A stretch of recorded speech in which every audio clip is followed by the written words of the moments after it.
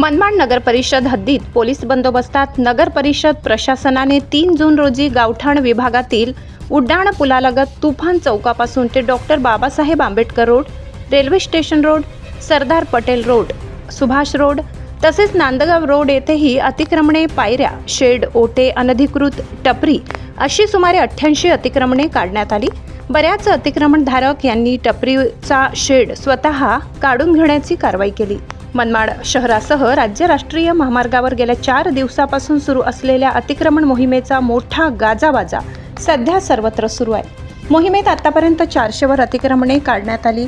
अनेकांनी या मोहिमेचे स्वागत केले। अनेकांनी रोजीरोटी हिरावल्याने काहींनी नाराजी व्यक्त केली, परंतु राजकीय विरोध न जुमानता सर्व शासकीय यंत्रणांनी ॲक्शन मोडवर ही अतिक्रमण मोहीम तीव्र गतीने सुरू ठेवली।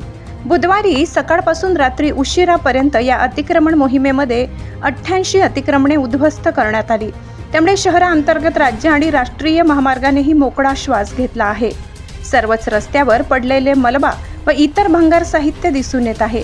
या अतिक्रमण मोहिमेनंतर आता पुन्हा स्थिर स्थावर होण्यासाठी अनेकांनी मदतकार्य हाती घेतले आहे।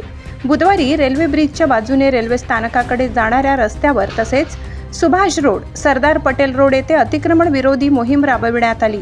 या मोहिमेत 2 JCB, 2 ट्रॅक्टर असे साहित्यही होते। रेल्वे स्टेशन रोडसह तुफान चौकातही रस्त्याच्या दुतर्फा असलेल्या दुकानासमोरील मोठे शेड, रस्त्यावर असलेले शेड, कुठे कटडे अशा प्रकारची अतिक्रमण वेगाने काढण्यात आली। त्यानंतर स्टेशन रोडपासून पुढे श्रीराम चौकापर्यंत, तिथून छत्रपती शिवाजी महाराज चौकापर्यंत पासून पुढेही अतिक्रमण मोहीम वेगाने सरकत होती। शनिवार, सोमवार, मंगळवार आणि आज बुधवारी सलग 4थ्या दिवशी अतिक्रमण विरोधी मोहीम शहरात जोरात सुरू होती। आतापर्यंत जवळपास पालिकेने पावणे 500 अतिक्रमणे उद्ध्वस्त केले।